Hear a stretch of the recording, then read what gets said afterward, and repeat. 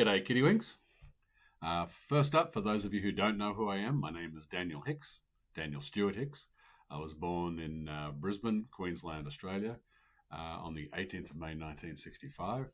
I'm currently living in Toronto, Ontario, Canada, in my office here on a quiet Saturday on the 15th of October, 2022. So let me tell you all about this key. It's got 21 Nanita Louise McKell on it. Little history first about 21st birthdays in Australia. 21st birthdays in Australia are huge. I'm not sure exactly why the history of that is, but they are. And when you turn 18 in Australia, you are an adult, but the coming of age thing of 21 is still pretty important.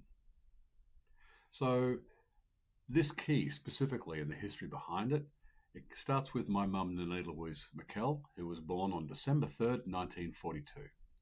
In the small suburb of Richmond in the city of Melbourne, Australia, to Arthur Herbert McKell, my granddad, and Betty Hope Karen, my grandma.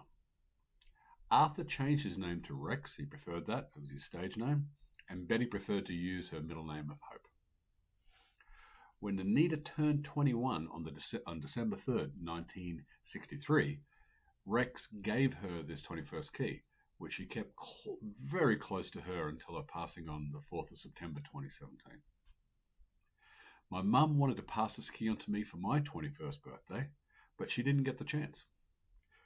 I instead decided to get married the day before my 21st birthday and forego having a 21st birthday. And so she decided instead to keep the key for herself. Fair enough.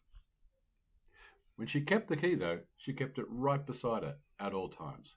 It was never far from her. And the reason that she did that is that 2 years after her 21st birthday, Rex died. So it was the closest thing she had to him, and it never left her ever, ever, ever. When my eldest son, Bradley, turned 21, I gave him the key with the inscription on it. And we did a video, and somehow that video got lost. I have no idea where it is. I'm digging through all my hard drives now trying to find the damn thing. And if I find it, I will place a link to it in this video later. Then, my second eldest child, Jack, when he turned 21, Bradley gave him that key. And again, that video got lost. Again, if I find that video, I will place it in the comments below. Brad and Jack did something wonderful. Just recently, like about a week ago, they got together and they created a quick little video as a recap of the passing of the key, and they had quite a lot of fun with it. And that video link is down below as well. When my eldest daughter, Chloe, turns 21, Jack will pass on the key to her.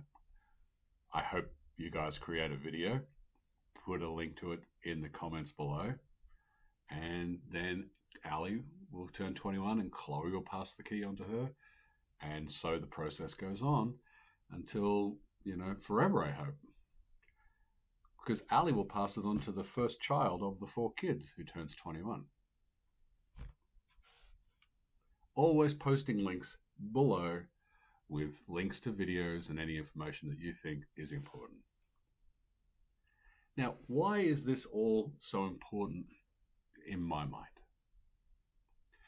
Well, I've got a few years under my belt now, and I've come to believe that there are genuinely 2 different types of people. There are builders and gypsies. Builders naturally stay in one spot, building their little empires, and that's perfectly fine, and that's what they want to do, and that's how they should live their life. But that ain't me. That is definitely not what I'm about. I'm a gypsy. I love traveling. I love seeing the world. I love tasting everything, seeing everything, smelling everything, hearing everything, experiencing everything that I can in the short life that we get.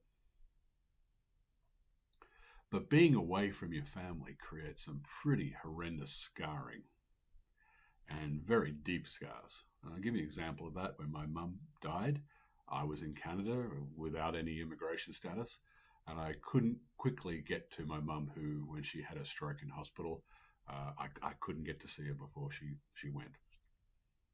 So keeping those bonds of family is pretty important.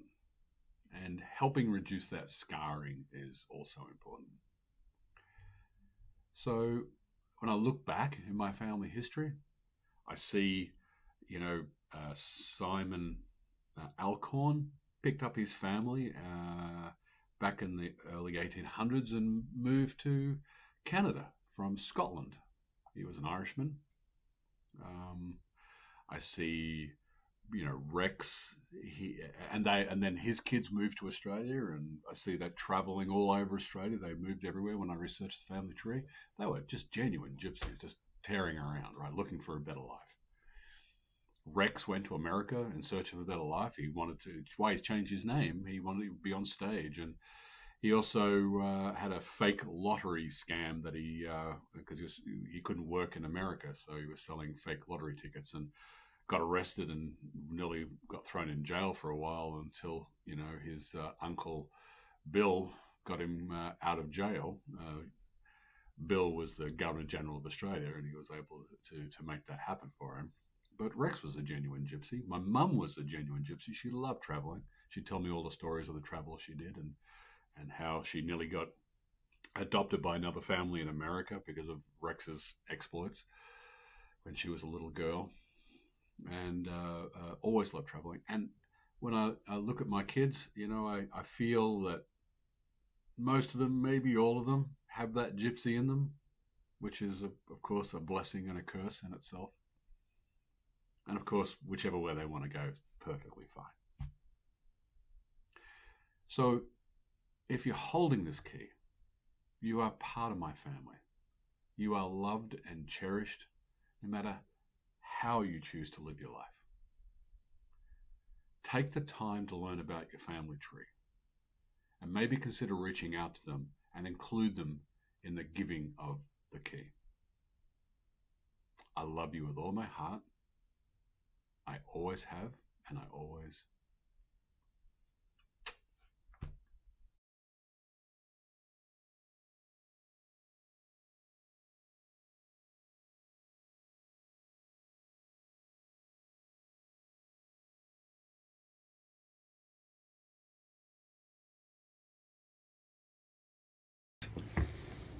post-editing.